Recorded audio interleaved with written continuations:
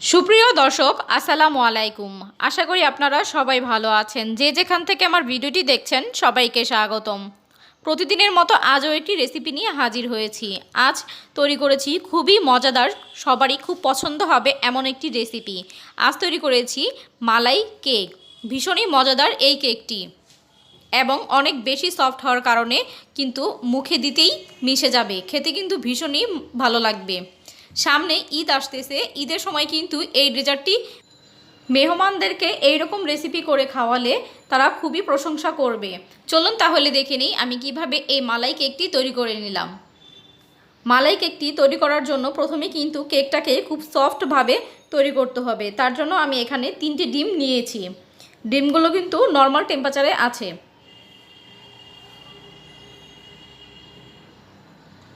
ফ্রিজে ডিম থাকলে ফ্রিজ থেকে আধা ঘন্টা আগেই ডিমগুলো বের করে রাখতে হবে।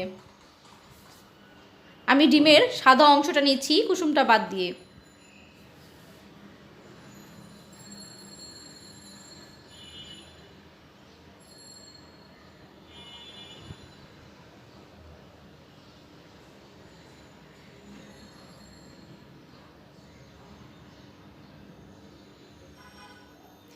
দেখতেই পাচ্ছেন আমি খুব ভালো করে সাদা অংশটা নিয়ে নিলাম, কুসুমটা রেখে দিয়েছি। এখন সাদা অংশটাকে বিট করতে থাকবো।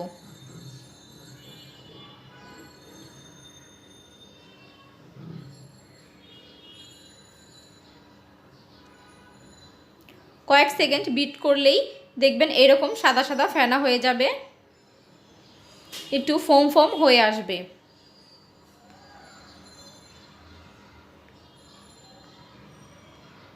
এই পর্যায়ে আমি দিয়ে দিব 1 কাপ চিনি। তবে আমি 1 কাপ চিনিটা একেবারে দিব না, আমি ধাপে ধাপে দিব। 3 ধাপে চিনিটা দিয়ে এভাবে বিট করে নিব। দেখতে পাচ্ছেন আমি বিট করে নিচ্ছি এবং আমি পরে আবারও চিনি দিয়ে দিব একটু।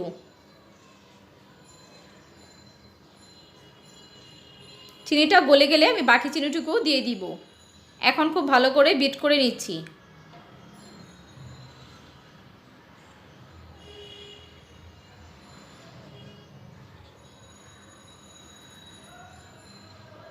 দেখতেই পাচ্ছেন খুব ভালো করে কিন্তু বিট করা হয়ে গিয়েছে।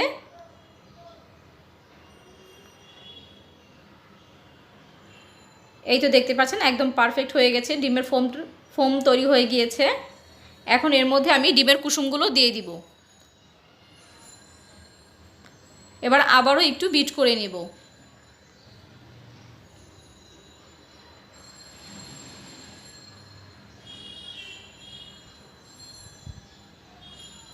এর মধ্যে এখন দিয়ে দিচ্ছি 2 টেবিল চামচ সাদা তেল, দিয়ে আবারও একটু ভালো করে মিশিয়ে নিচ্ছি।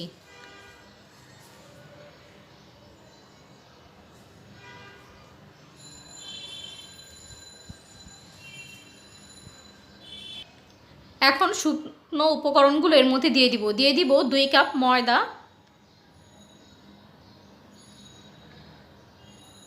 1 টেবিল চামচ বেকিং পাউডার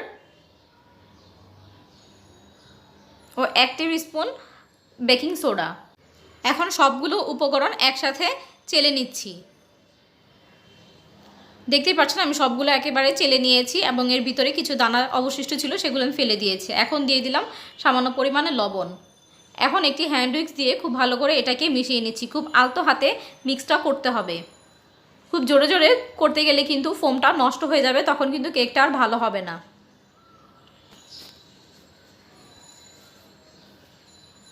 খুব আলতোভাবে ঘুরিয়ে ঘুরিয়ে এটাকে মিশিয়ে নিলাম। এখন এর মধ্যে দিয়ে দিব 1 টেবিল চামচের মতো ভ্যানিলা এসেন্স, দিয়ে আবারও খুব ভালো করে একটু মিশিয়ে নেব।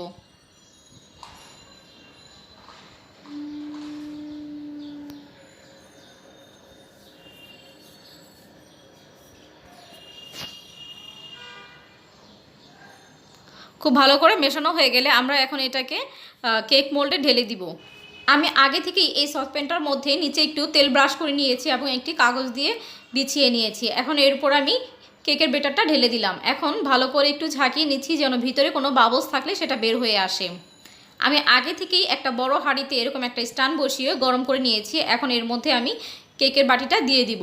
এখন ঢাকনা দিয়ে ঢেকে 30 মিনিটের জন্য অপেক্ষা করব। 30 মিনিট পর আমি ঢাকনা খুলে দেখব যে কেকের কী অবস্থা।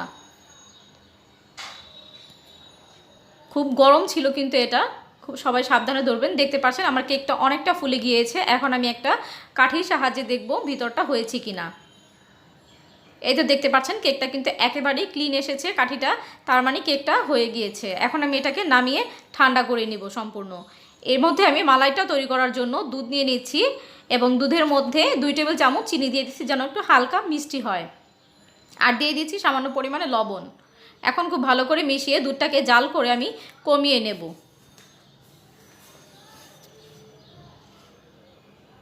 দুধটাকে খুব ভালো করে ফুটিয়ে নিচ্ছি, আমি অর্ধেক করে নেব দুধটাকে।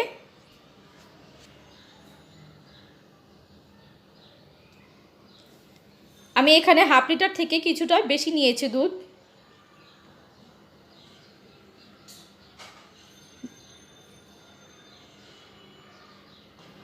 দুধটাকে অনবরত নাড়তে হবে যেন নিচে লেগে না যায়।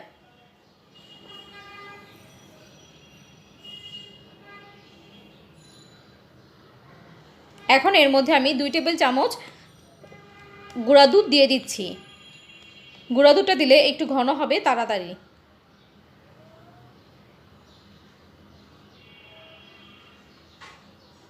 খুব ভালো করে মিশিয়ে আবারও একটু জাল করে নিচ্ছি।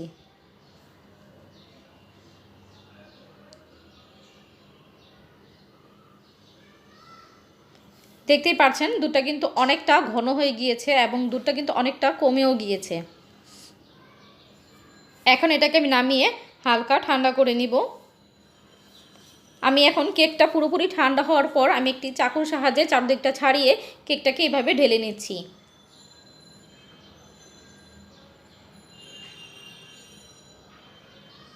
কেকের পিছনের কাগজটা ফেলে দিলাম।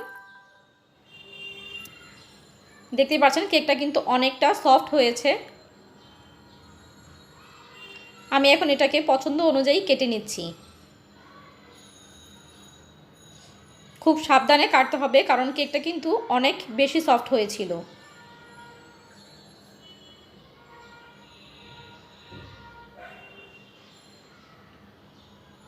আপনারা যার যার পছন্দ অনুযায়ী কেটে নেবেন।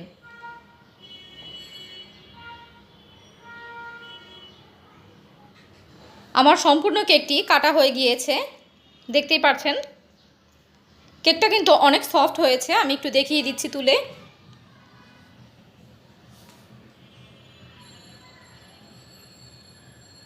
এখন এর উপরে আমি মালাইটা দিয়ে দিব।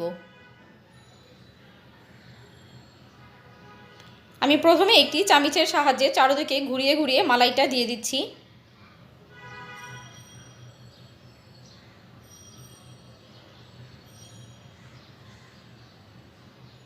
এবার আমি একেবারে ঢেলেই দিয়ে দিচ্ছি।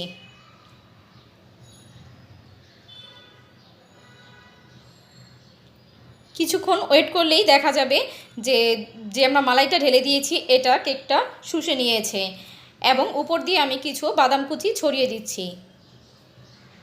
আমি এখানে কাঠবাদাম কুচি দিয়েছি, আপনারা চাইলে কাঠবাদাম পেস্তা বাদাম দুইটাই দিতে পারেন।